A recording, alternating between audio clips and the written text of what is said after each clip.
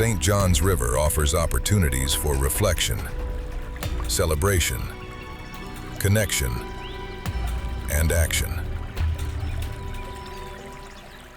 For more than 25 years, St. John's Riverkeeper has been a voice for this river. Protecting it, defending it, and reminding our community that this waterway is not just a resource, it is a lifeline.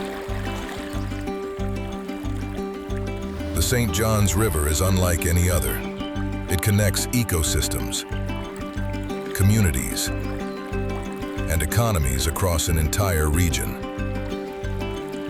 And today, more than ever, its future depends on the decisions we make right now.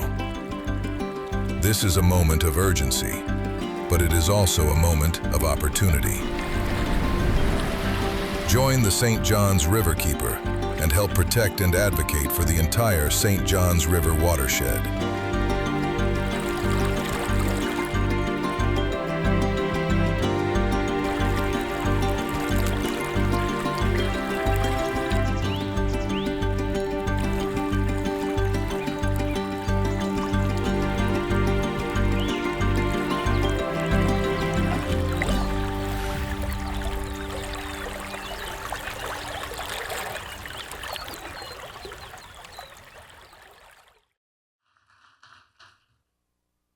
Good evening, everyone. Thank you for being here tonight. We're really appreciative of all your support and for being here for our first State of the Watershed event. So thank you. And also, happy Earth Day. Glad to be here. I'm Jimmy Orth. I'm the Executive Director of St. John's Riverkeeper, and we're just delighted to have you here tonight with us. Tonight, we will be discussing, obviously, the current state of our river and its watershed. But we're also going to touch on the threats that loom on the horizon and what we need to do moving forward to protect and restore this amazing waterway. And I'll give you a hint, that last part, we're talking about solutions, that involves all of us here in the room tonight. So thank you all again for your support and for being a part of this. I also want to thank our generous sponsors. We are really blessed to have the sponsors that have supported this event tonight. We're really grateful for John and Ann Baker. I know they're here tonight. Michael Fisher, Jennifer Johnson and Joseph Duke, Kimmy Winston, and Gig Bag Media. And also our other sponsors as well that have really made this event possible. It's with your help, this event, we couldn't do it without our sponsors. So thank you so much for your support. And thanks for everybody who bought a ticket tonight as well. And also I want to give a shout out too and a special thanks to Bridget McDonald with Queen Bee Events. She's on our board. She also helps volunteer to help make this event possible tonight and really helped organize it. She also does the oyster roast, if you know that event. And she does a fantastic job. So let's give it up for Bridget too. And of course, our sponsors, we thank you again. And before we begin the program though, please join me in welcoming Brooke Lupo and Susan Kisluck to the stage for a tribute to their father, Tommy Davis. Tommy was a beloved member of the Jacksonville community who loved the river and supported Riverkeeper for over 2 decades. So I'm going to have Brooke and Susan come up right now, and they're going to say a few words about their father.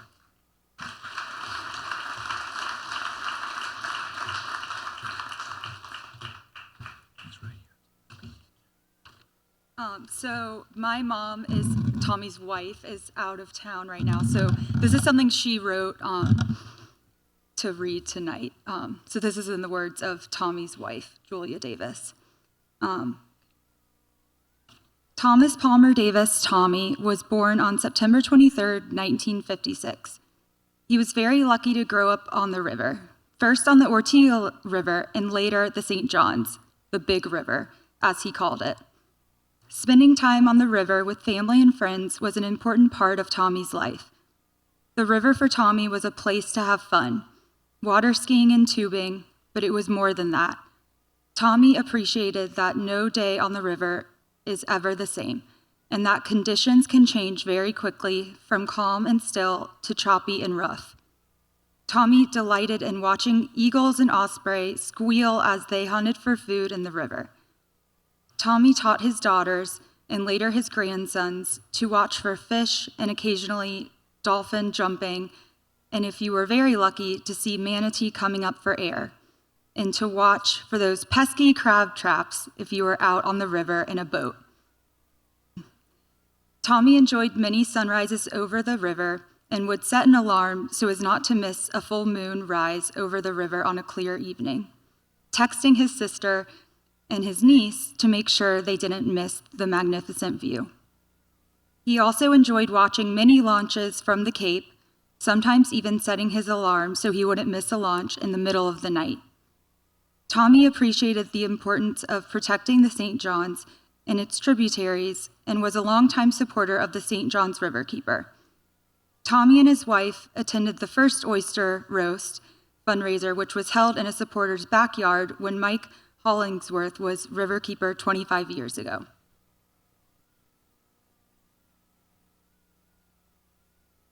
On December 14th, 2025, Tommy took a boat out for a quick spin on the river and never returned home. When his boat was seen near the Navy base in the late afternoon, the Florida Fish and Wildlife Conservation Commission, the Jacksonville Sheriff's Office, and several other agencies immediately sped into action and searched diligently for Tommy using all of their skill, technology, and other resources available to them.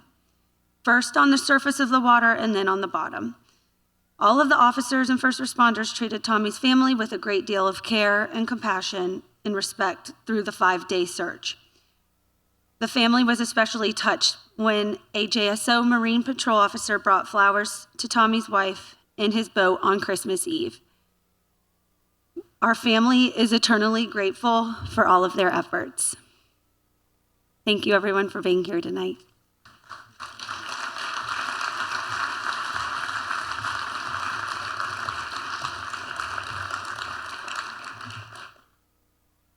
Thank you, Brooke and Susan, for sharing those really thoughtful words and for allowing us tonight to honor your father's life in such a personal way. His love for the river and this community continues to inspire us at Riverkeeper. I'd like now to take a moment to recognize the first responders who supported the search and recovery efforts. We're deeply grateful for your service. If you'd please come forward, your professionalism, and your compassion during an incredibly difficult time for Tommy's family and friends.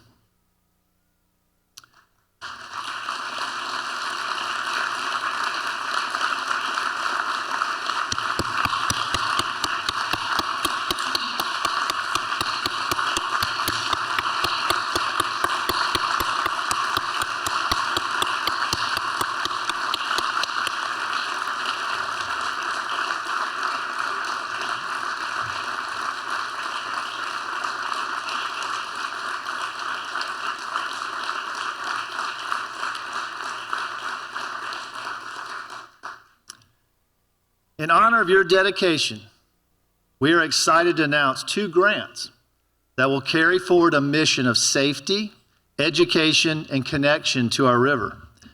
The first is a generous gift from John and Ann Baker, which will fund a full year of our educational boat trips for Duval County students. The second is a commitment from Bryan Family Advisors to the Henry and Lucy Gooding Fund that will provide a continuation of support for education programs. In fact, we just found out that the grant may continue to fund our educational boat trips for several years to come.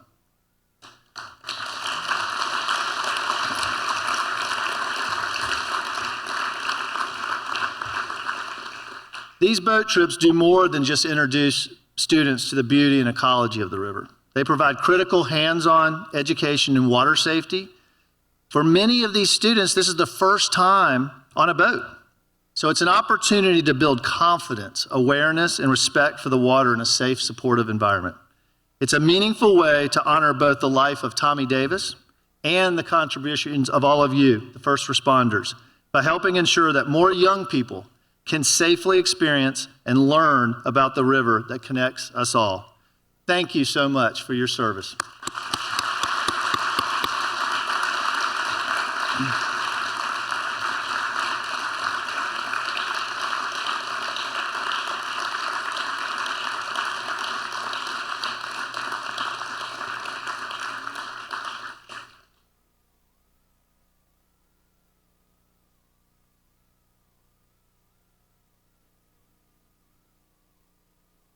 Thank you so much, guys. We appreciate you. Now,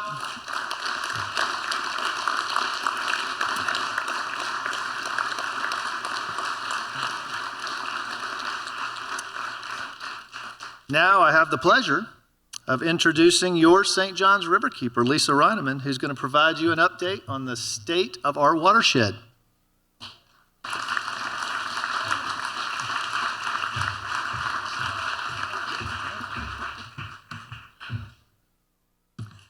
Wow, that's a tough act to follow. I just want to thank the Davis family, the Baker family, all the first responders for your dedication to the river and sharing Tommy's passion for the St. John's. And we will do all we can to honor his passion for the river, his memory, and investing in future stewards. So thank you all for coming out tonight and being part of our first Watershed event. Thank you so much. But now I do want to jump right into the program because it is all about that passion, our shared connection to the St. John's River, and all of the energy for all of us as stakeholders, including everyone in this room, all the agencies, and everyone that live, work, and play along the St. John's River. And tonight we really want to underscore the importance of the focus on the entire watershed.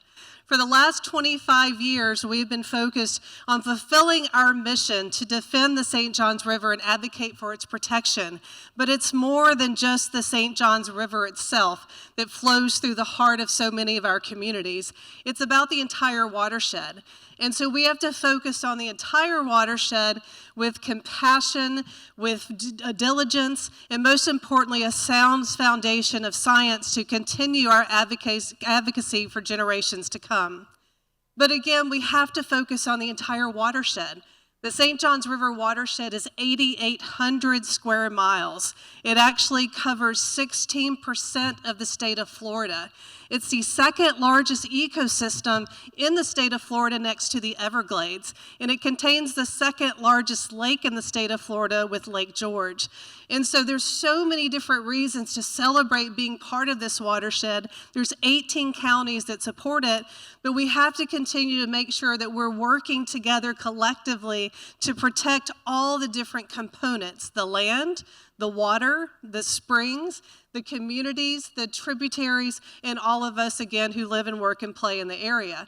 The St. John's River actually begins in just southeast of Orlando.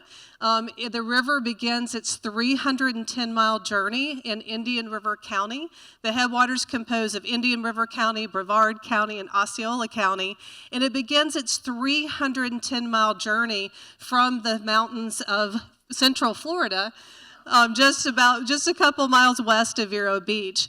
There is a ridge, there's not mountains, but the river only drops in elevation 27 feet over this 310-mile journey, making it one of the laziest rivers in the southeast, which is challenging because when the bad things go into the river, it sticks around for a long time. But it also makes it a gorgeous, slow-moving river that turns into lakes when it can, because the watershed is so flat, it turns into many beautiful lakes, and it's actually known as the River of Lakes. But it also makes it very challenging.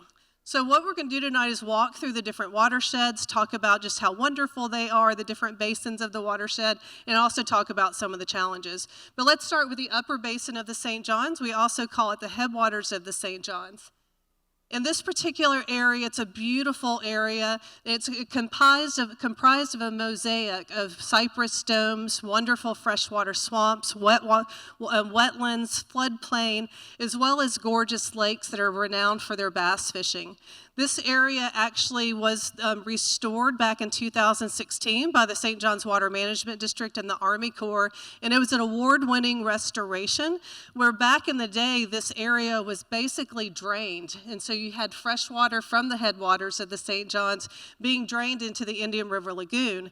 In 2016, the project brought that freshwater flow back into the St. John's, and so now we're seeing a restored area that's made up of agriculture as well as beautiful wetlands and wonderful water management district areas where you can hike, you can hunt, you can camp, and have so many wonderful places and opportunities to go. We also do trips to this area, so just want to plug, if you want to go out and see the headwaters of the St. John's, please join us on a future trip. This area also has challenges.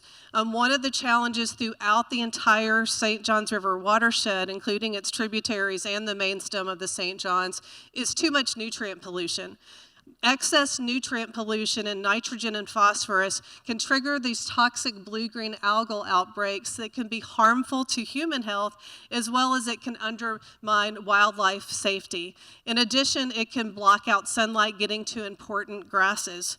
The headwaters is what sets the foundation. It is the source of our river, and we need a reduction of nutrient pollution in the headwaters to make sure we're not seeing toxic blue-green algae outbreaks like that, like that one, that makes our river unusable.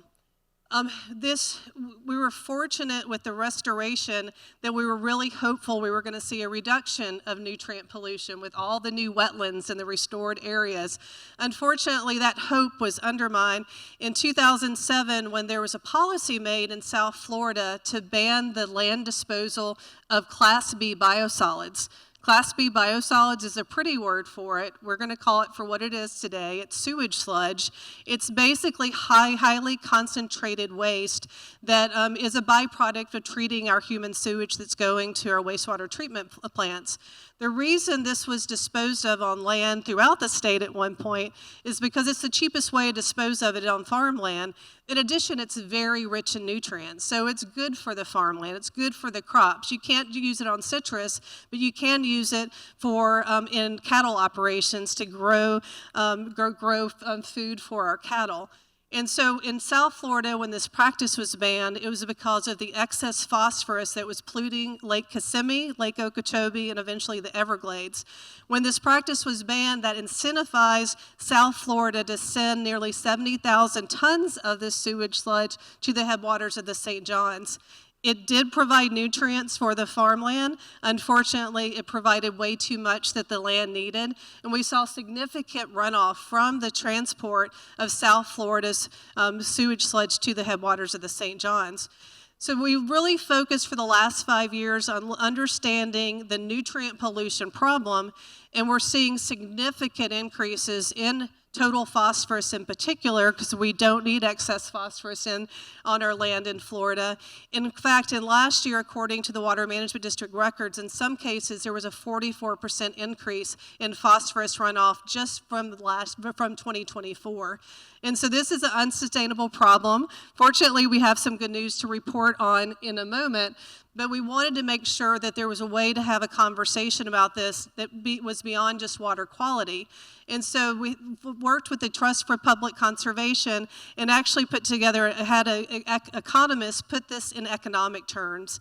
And basically what's happening when South Florida sends this material to the headwaters of the St. Johns, that also shifts a cleanup burden of $1.2 billion for the downstream counties. So this is a problem for our river, it's a problem for our counties, and everything downstream depends on a reduction of nutrient pollutions, not an increase. Another thing that we're just learning more about is this sewage sludge is also a source of forever chemicals or PFAS chemicals that can be carcinogenic. And one of the things that the farmers are concerned about and the ranchers is this material can contaminate land, it can contaminate water, as well as cattle. In Texas right now, there's ranchers that are challenging the EPA because they actually had to euthanize their herd based on this sort of contamination. And so it is more to come, but there's more work to do. But again, there's good news in a moment. Another challenge in the headwaters, it is a historic floodplain. And as we see more and more growth out west in some of the areas in Brevard County, we're actually seeing more and more flooding that needs to focus on trying to figure out how, if there is going to be urban sprawl in that area, we could have more sustainable practices. The 1,000 Friends of Florida has been working with University of Florida. In Brevard County alone, they predict there's going to be 55,000 acres of more development by 2070. And so that's a real concern when most of that growth is coming into the headwaters of the St. Johns, which is mostly made of wetlands and floodplain that can help provide that flow as well as filtration that we need downstream. In addition, when you have urban sprawl in these areas, you lose wetlands.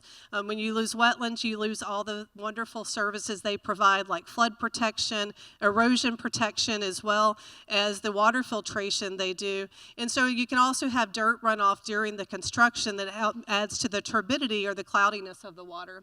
And then, of course, as you have more and more houses and rooftops, you do have more and more runoff from urban fertilizer. And so we need to make sure we have the most protected stormwater regulations we can have. Deseret Ranch is one of the largest property owners in the state of Florida. They own significant property in the headwaters of the St. Johns in Osceola County, and they're actually proposing to develop by 2050 a community that's twice the size of Orlando. And one of the challenges with that, to get enough water for that development, there are two tributaries in the headwaters of the St. Johns, Pennywash Creek and Wolf Creek, that they would like to dam to provide water supply. This effort was tried back in the 70s, and it was actually stopped thanks to the Clean Water Act back in the 70s. But that's something we're keeping an eye on, because again, that's fresh water flow that's currently in the system that really creates the foundation of downwater flow. So moving on to the Middle Basin, I just want to underscore the fact that the Middle Basin of the St. Johns, their nutrient pollution reduction goals depend on 90% of their nutrient pollution reduction depends on a reduction from upstream in the upper basin. The Middle Basin of the St. Johns River, it begins in east central Florida, in the Volusia County, as well as Seminole County, Orange County, a little bit of Lake County and others. And it's right in the area that is experiencing so much growth. It is a gorgeous area as well. If you've ever been on the Econ-Lockhatchee River, that's where the middle basin of the river begins. It's almost like a little Swanee. It's the third largest tributary to the St. Johns River. And it provides right there where the Econ-Lockhatchee joins the St. Johns, the flow gets a little bit faster. You see a little bit more movement, a little bit more excitement downstream in the main stem of the St. Johns. This area is where most of our freshwater springs are located as well. There's more than 100 freshwater springs in the St. Johns River. The majority of them are right here in the Middle Basin, including Wekiva Springs and Rock Springs, which are some of the favorite.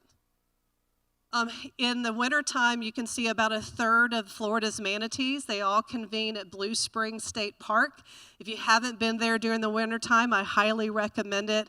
And they're going there because our springs are constantly about 72 degrees, so they go there for warm water refuge. And this is one of the largest springs on the St. Johns that provides that warm water. We are seeing a reduction of flow in our springs as well due to overpumping the aquifer. And so that's where the conversation with the Central Florida Water Initiative come in. I'm really looking at how much water do we need, can we use, what can we have for this growing population. We believe we still have a water use problem in the state of Florida. The stats say we're continuing to put about 50% of our drinking water on our grass. And we think if we all use more sustainable ways to have beautiful Florida-friendly, Florida-native yards, we could cut that irrigation and live within our water means. And unfortunately, right now, with the significant drought throughout the state, we're seeing how problematic it could be when we overtask our aquifer. And again, we are seeing lots of development in this area, urban sprawl. Most of it's coming into the St. Johns because we've been fortunate for so long to have so much agriculture. So finding that balance, what is the carrying capacity of the St. Johns River watershed? What can it handle so we can make good decisions moving forward?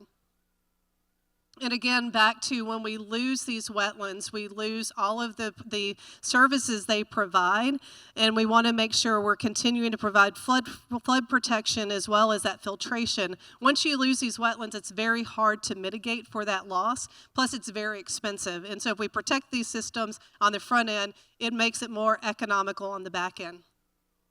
And that flood protection is really critical. What we've seen with back-to-back storms further upriver, when there's storms that don't even make it up to Northeast Florida, we can see prolonged flooding for long periods of time, as well as when you have flooding, you get more pollution, sanitary sewer overflows, things from our yards, and all those things that we need to keep out. So it's really important that we have a more resilient river, a more resilient tributaries, because if we have less flooding, it protects our homes, it protects our communities, it protects our waterways downstream.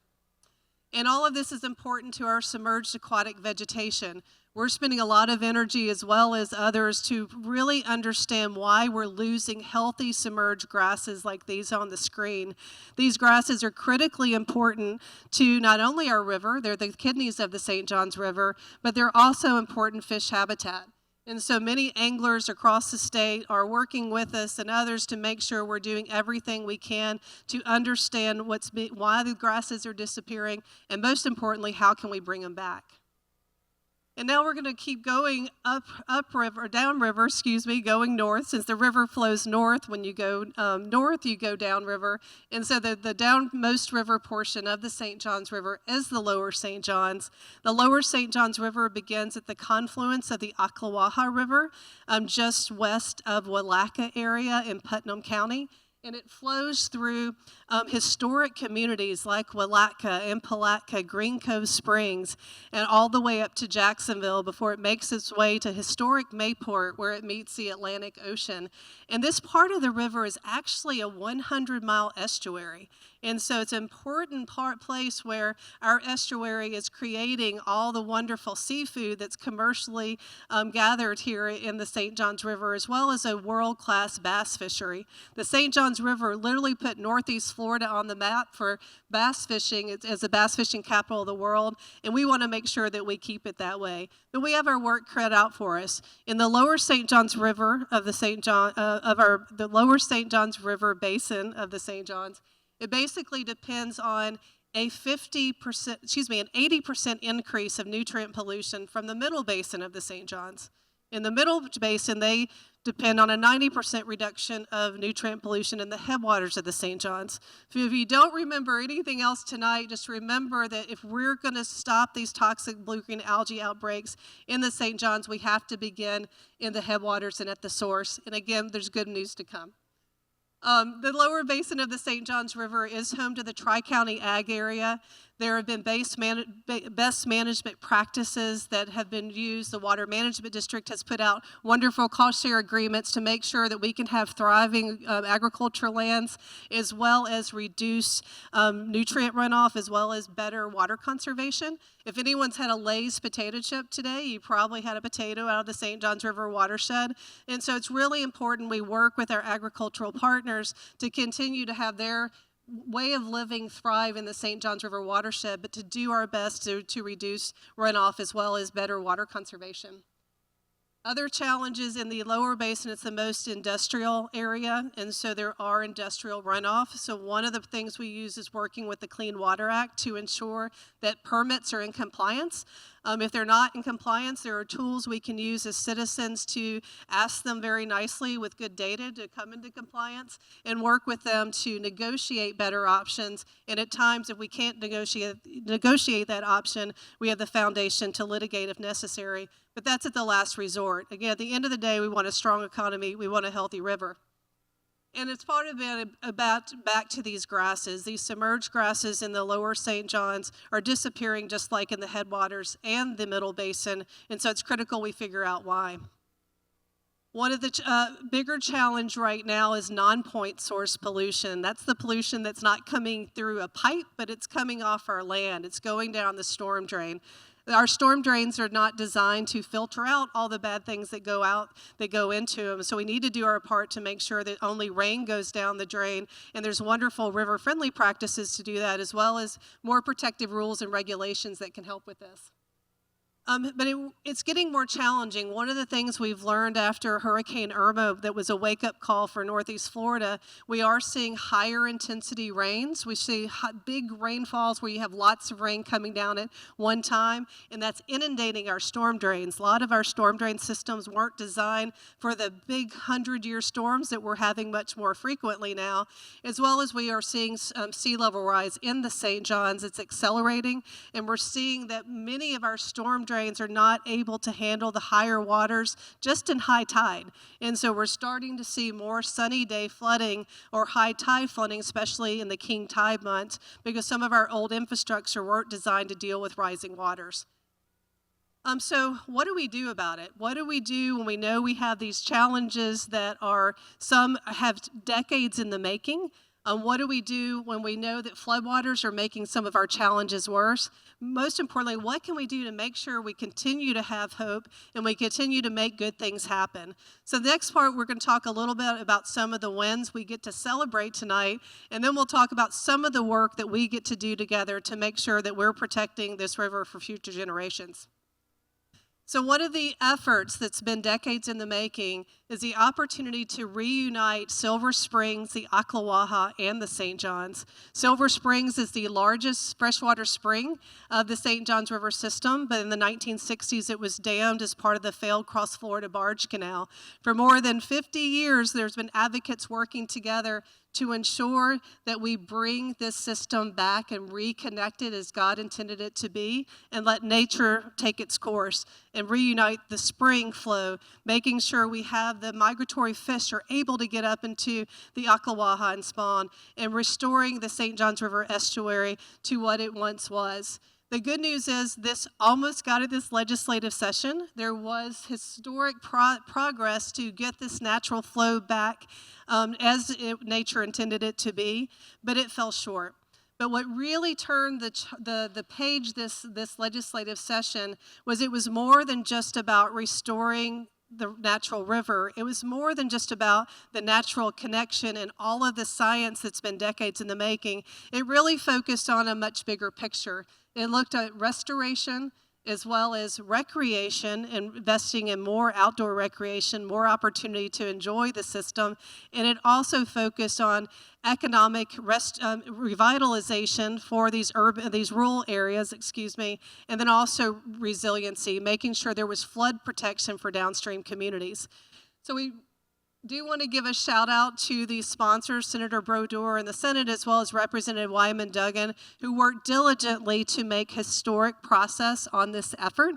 In the House of Representatives, it passed 107 votes to 3. In the Florida Senate, it passed all of its legislative, in all the committees with only 1 no vote, but it failed to make the Senate floor. And the reason being, it still was focused on rural versus urban, instead of looking this at all as one connected system that should benefit all the communities. So we're working together to bring this back up next legislative session, and we hope you can all help us to do so.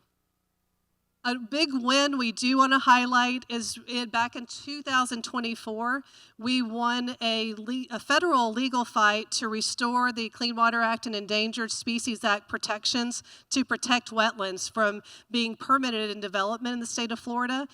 This program was delegated to the state of Florida, and when that delegation happened from the federal government, it lost the federal protections. Unfortunately, in 2024, the federal protections were restored, as well as this program was sent back to the Army Corps of Engineers. The state appealed that win, and just 2 weeks ago, we actually won the appeal, so it's still in the federal government. And so we're very excited to keep the protections in place. However, this fight is not over. In fact, today there was a vote in Congress to undermine some of this Endangered Species Act protections and undermine that federal law that was actually passed as part of the Earth Day many years ago. And I just want to thank you all who called your congressman asking them not to undermine the Endangered Species Act. And we're very pleasantly surprised to hear they did take that off the floor for a vote today. So your calls, your phone calls, your emails, they have worked. And we hope to protect the integrity of the Clean Water Act as well as the Endangered Species Act for generations to come. But pay attention to those action alerts, because your calls and your phone, your emails do make a difference, as we saw today.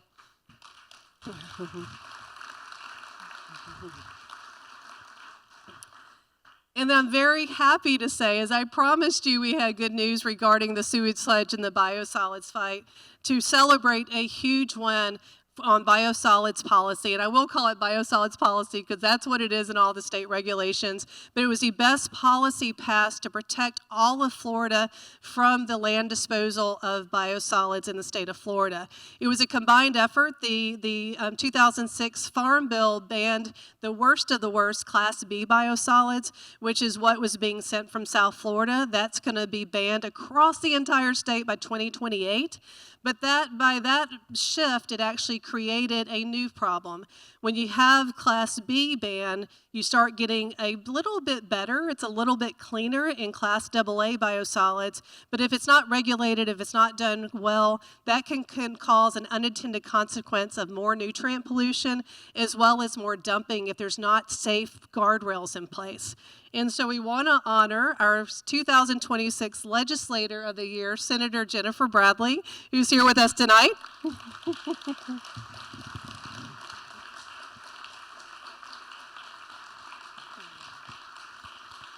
And so we ask her to come join me real quick. And this is a very complex issue that many people at the Water Management District, DEP, many agencies have been working on, many environmental groups have been working on to try to figure out a path forward. And Senator Bradley brought groups together, figured out how to put real teeth into the regulation and have guardrails to make sure we're not swapping one problem for another, and most importantly, to protect the entire state of Florida. So please give another hand for Senator Bradley, our Legislator of the Year.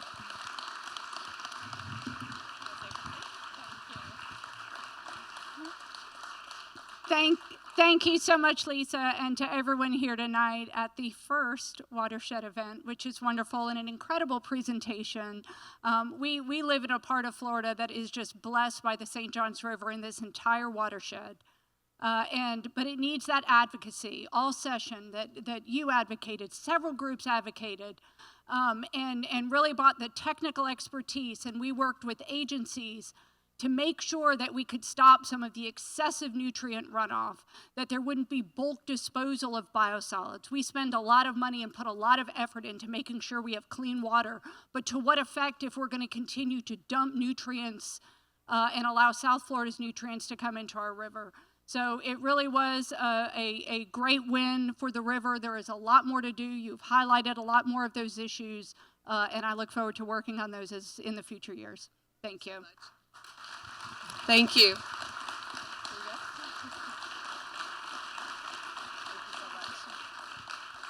Well, and it truly is a group effort. I also want to give a shout out for Ryan Smart, who's back in the audience with the Florida Springs Council, who has helped coordinate conservationists across the board to help have a larger voice in Tallahassee. And the Florida Springs Council has just celebrated 10 years of creating a better voice in Tallahassee as well as in the courtroom for Florida Springs. I want to give Ryan Smart a round of applause, too.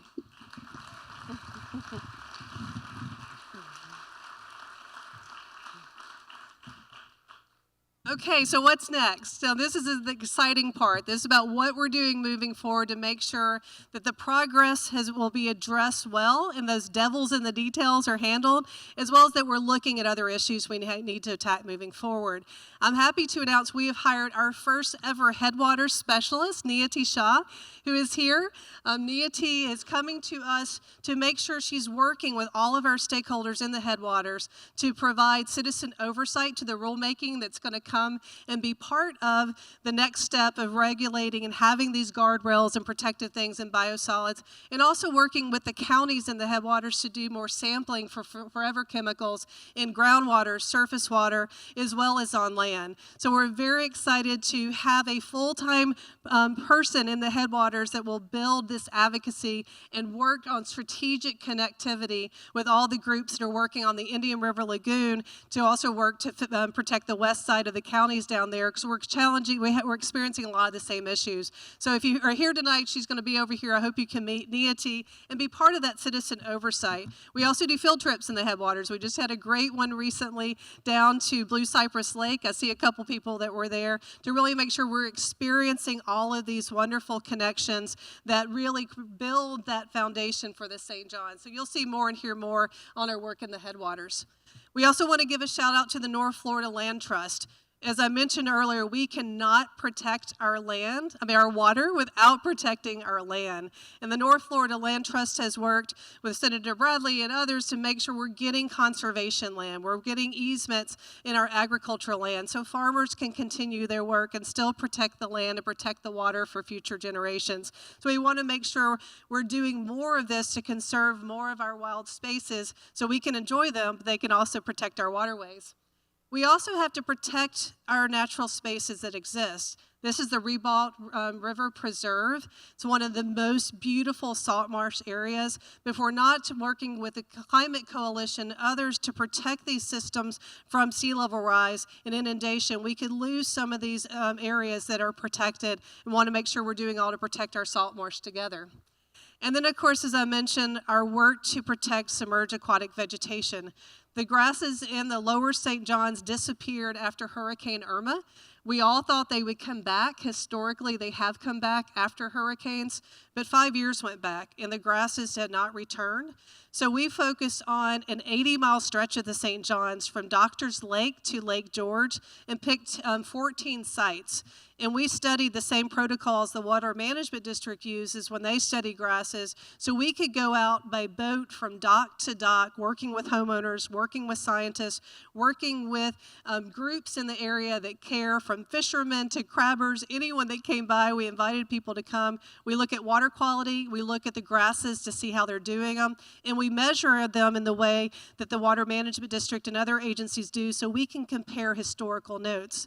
The good news is we're seeing these grasses, they're there. The bad news is they're about this tall, and they should be about this tall.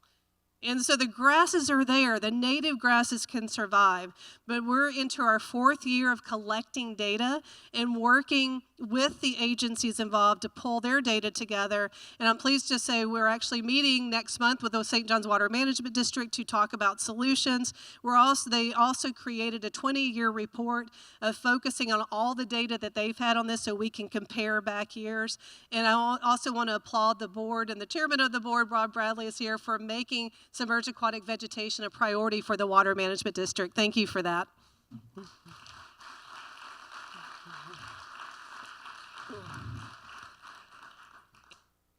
And I wish we could take the credit for all the wonderful things going on in the St. John's, but we do want to give shout outs to many of our partners, including the North Florida Land Trust earlier, and also Groundworks Jax. I know everyone in Jacksonville are familiar with the Emerald Trail, and what's so wonderful about this program, not only is it community building and bringing together the urban core communities, it's restoring our urban creeks in McCoy's Creek and Hogan's Creek, and it's actually putting together, improving water quality, making our area more, it's going to clean the creeks up, it's going to provide more park space, it's going to improve quality of life under normal conditions, but also provide more flood protection and resiliency under storm conditions. So it just shows we truly can live with water in the state of, in Jacksonville and Northeast Florida.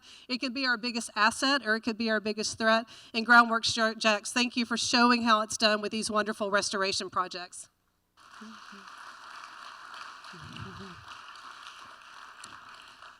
And we've worked with the City of Jacksonville and the Environmental Protection Board to bring more resources, to bring more data together on better understanding our challenges with chronic fecal coliform pollution in our tributaries in the St. John's. Sadly, the majority of our tributaries have excess fecal coliform. We're working on bringing more information together, more data on a regular basis to make sure we can identify sources. What can we do to make sure that not only we're seeing there's a problem, but also figuring out those sources. This program has got more data. We're working to bring it to the table and allowing us to work with solutions and literally have a seat at the table with a tributary assessment team that has all the agencies working on this to talk about solutions, while at the same time looking at using natural systems, natural ways and nature to make the Ribault River and Moncrief Creek more resilient.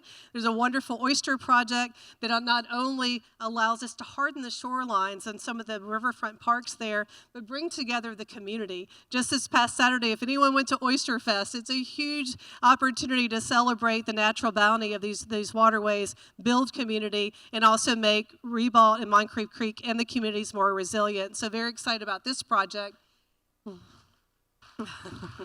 And thank you for all our partners that are out there on this. And then also our vertical oyster garden. Coastal Conservation Association brought this project to us where we're building vertical oyster gardens that people can put on the end of their dock. It's actually recruiting oysters. We have some before and after pictures in the back.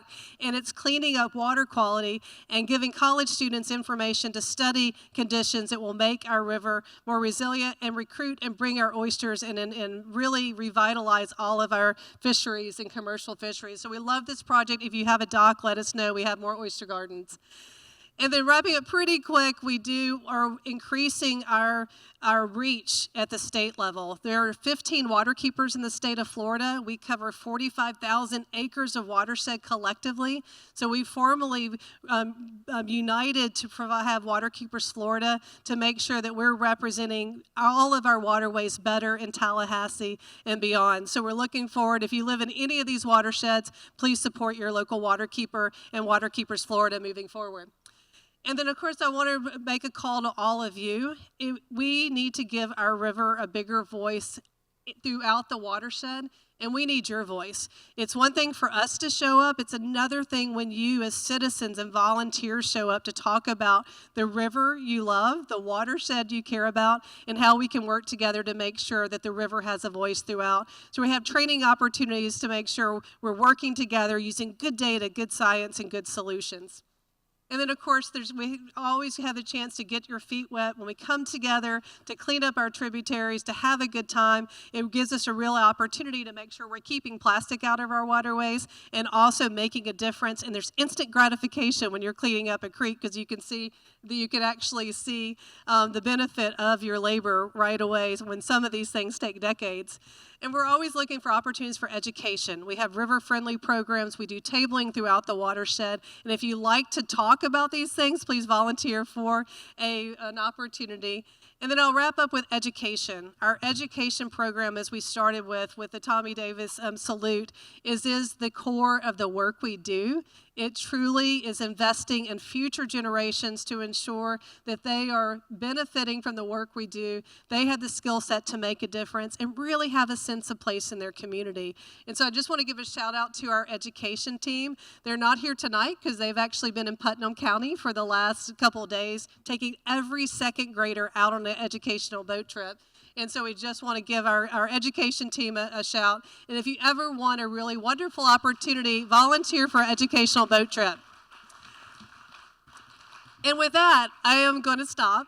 And I want to just point to the tables around the back. We have team members at all the tables. So if you have any questions on any of the things we talked about tonight, please, we will be there to answer those questions. Or we're happy to meet with you on your dock, out in the community, wherever you'd like to talk about the St. John's.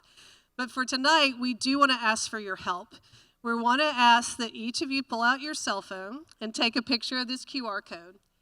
And we're asking for everyone to do just a bit more, whether it's volunteering, if you like to get involved in the politics, if you're an engineer, the engineers out there, there's lots of things we need to study from an engineering perspective. If you want to volunteer on an educational boat trip, by plugging in this QR code, you can select a box, you can take a pledge to be part of our clean water future and making sure that the future generations are celebrating the work that we're doing together. Because together we can make a difference, but we cannot do this without you. So thank you so much for coming tonight, being part of our first State of the Watershed, and we look forward to having another drink, talking about these issues, and most importantly, saving the St. John's together. Thank you so much.